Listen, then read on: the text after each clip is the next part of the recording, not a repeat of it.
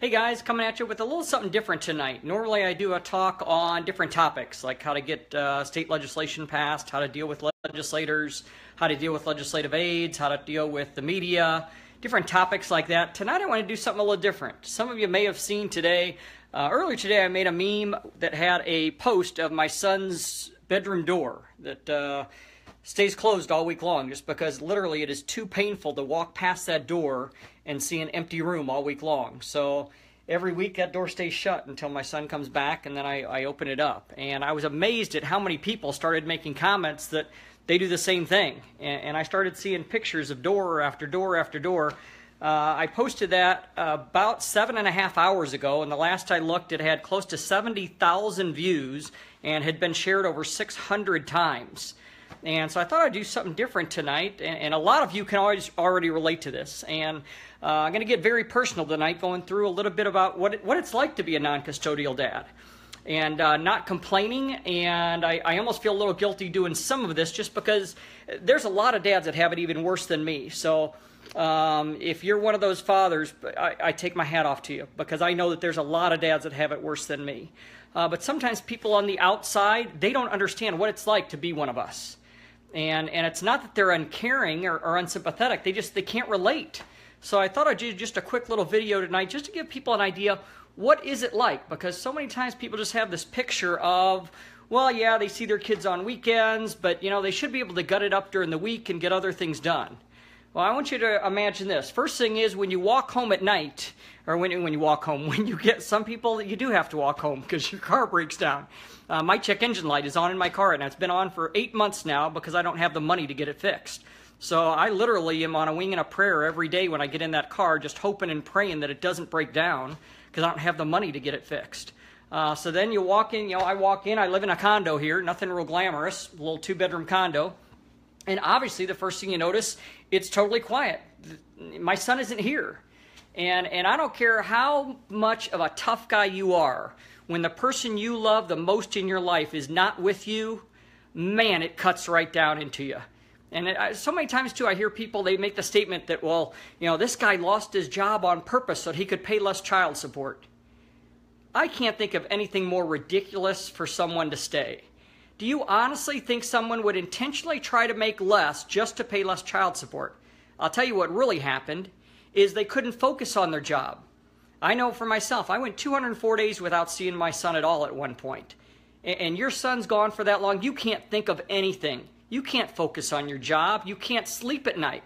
That couch right there, I'll just tell you, there were many nights when I would come home from work and I would sit on that couch and I would turn around and I would stare at the ceiling and I would cry all night long, only to realize I'd start noticing the sun coming up, shining through those curtains there, and I'd realize, you know what?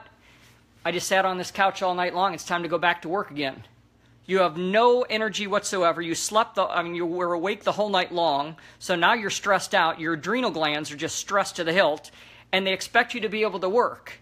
And so a guy gets fired and loses his job, and people say he intentionally got fired. I challenge you, for those of you who have kids that have never been through this situation, what would it be like if you didn't see your kids, not for a day or two, not for a little summer camp week? What would it be like if you couldn't see your kids for a month, for 2 months, for 6 months? I challenge you, would you be able to work every single day? You can't do it.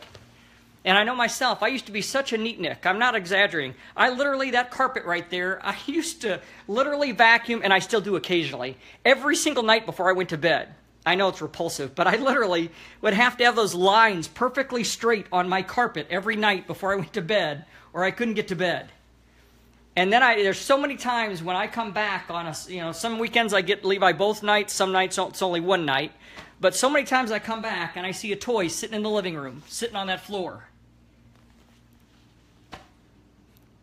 And you don't even want to move it because you just kind of feel like, you know what, if I can just leave that toy sitting there, it's a little bit of my son that's still there with me this week.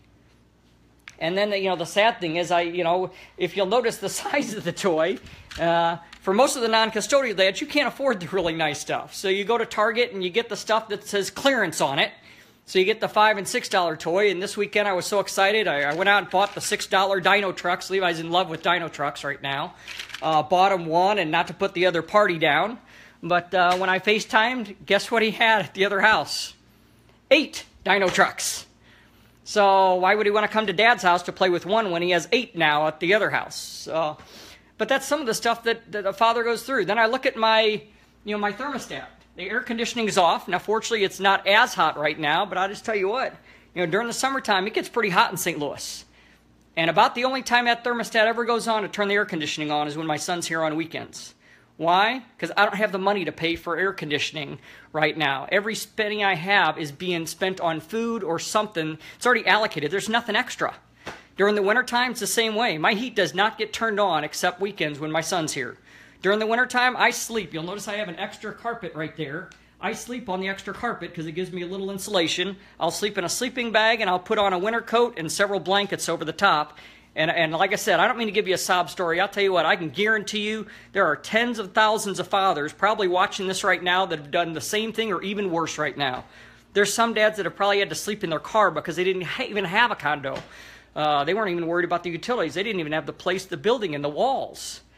And then, as I said, you walk through, and as you look at the condo, there's the door. That it literally does. It stays shut. I never open that door unless Levi's here. And unfortunately, there's 3 issues that every non-custodial parent is going to go through. Number 1, they're going to go through the emotional. And that's the pain of realizing that your child's not with you. I don't know if it's straight or not. Sorry if it's crooked. But I got tired of holding it.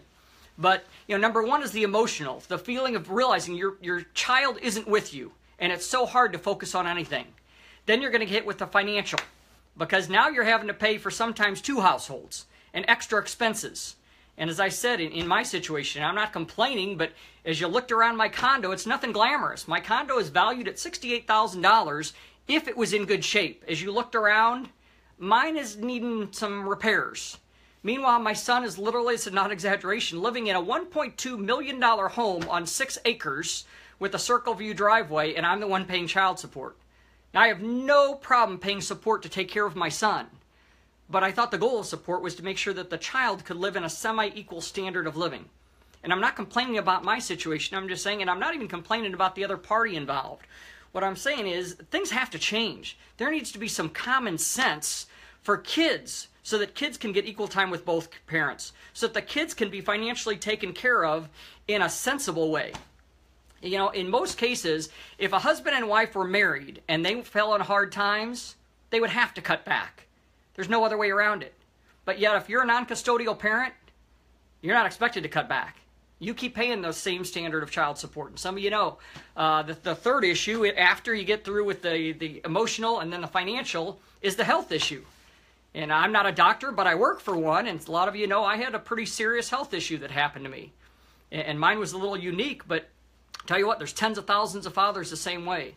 Your adrenal glands, that fight or flight system within your body, can only take stress for so long. Eventually, your body's gonna crack.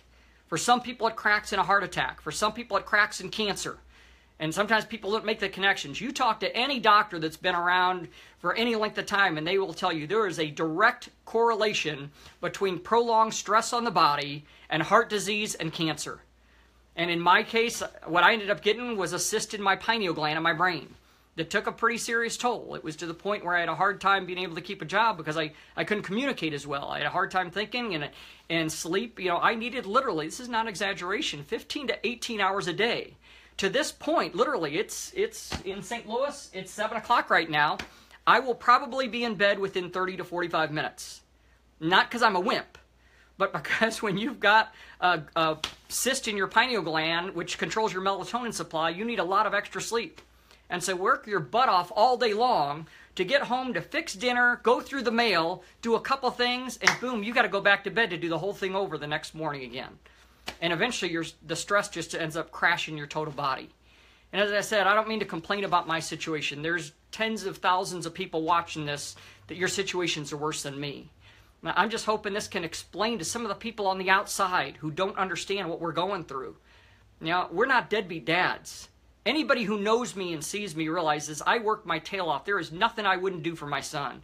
And I have a phenomenal track record, not tooting my own horn, but I have a phenomenal track record of serving other people and going above and beyond. And just like a lot of the other dads that are on here are.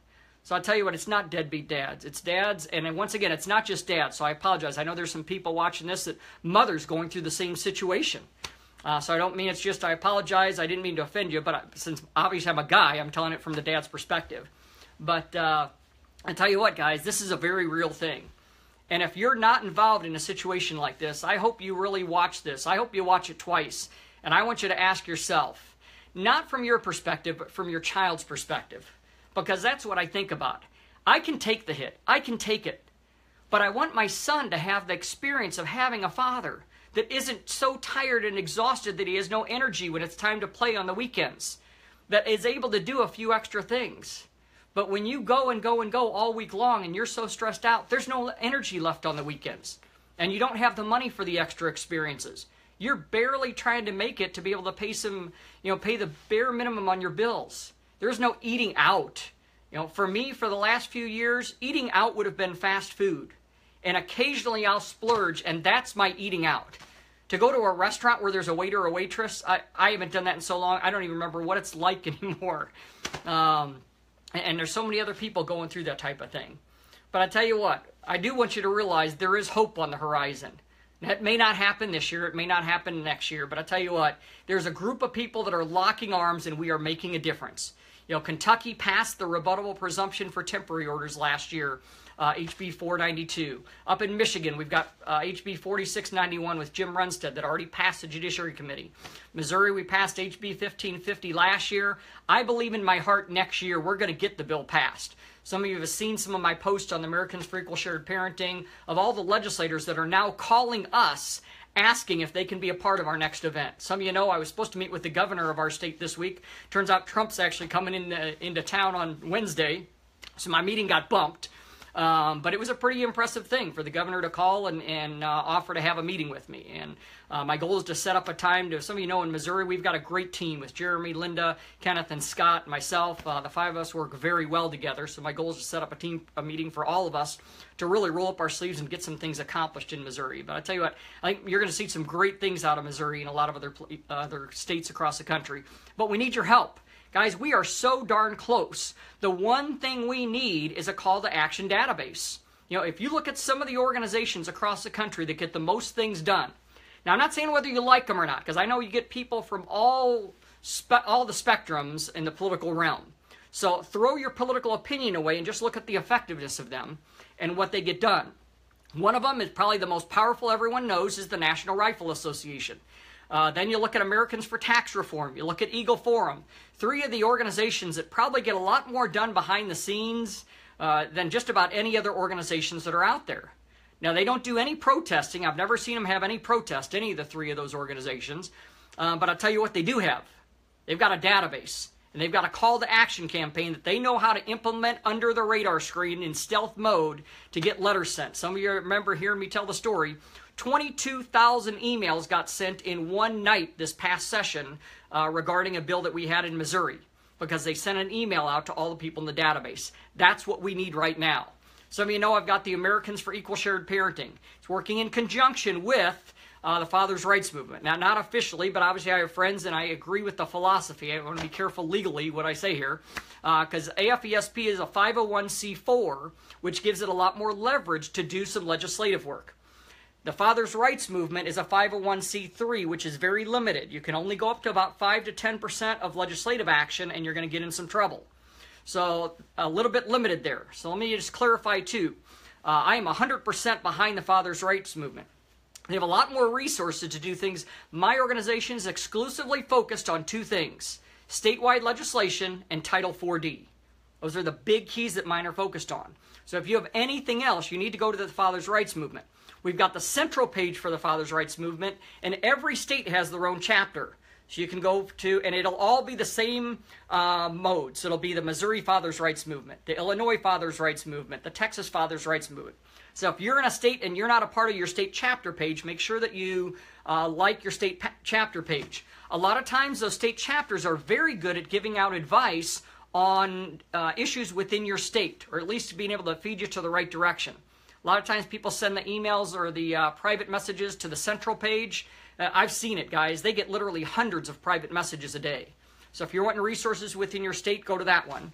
But with the AFESP, guys, we need you right now. If you haven't done it, I need you tonight. We are so close. I'm not exaggerating. If we could get a few more people to input their email, city, and state, I'm telling you, we are so darn close to passing some major legislation next year. But that's what we need. We need the call to action. So please, if you haven't done it yet, go to afesp.com. There'll be a thing on there that'll say subscribe.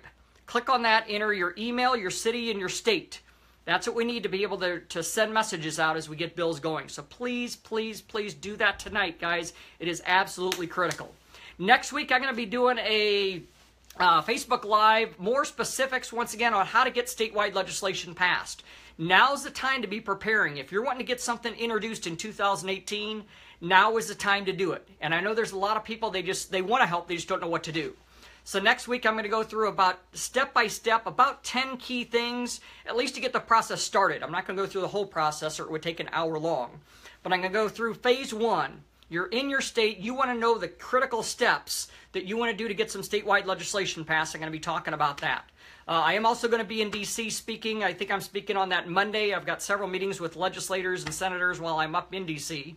But I will be speaking, I think it's at 1 o'clock on Monday afternoon in D.C., and then I think Tuesday morning I'm doing a seminar in D.C. on how to pass statewide legislation. But next Monday night, if you can tune in, until then, share this video on your personal pages, because the hope is that somebody who's not affected will watch this and say, well, son of a gun, I never had an idea that that's what it's like for non-custodial dads. And then please do me a favor, afesp.com, enter your email, your city, your state. The more people from any state that we have, that's who we're going to target. We've got a great group of people across the country that are willing to help. But we can't hit all 50 states. The way we're deciding, whatever state has the most people that enter their information in that database, that's the states we're coming to next year. So thanks again, guys. I appreciate it. And my prayers go out to every single non-custodial parent that's watching this. Because I tell you what, I know what it's like, guys. And my hope and my prayer is that one of these days, every one of us will be able to keep those doors open. Thanks.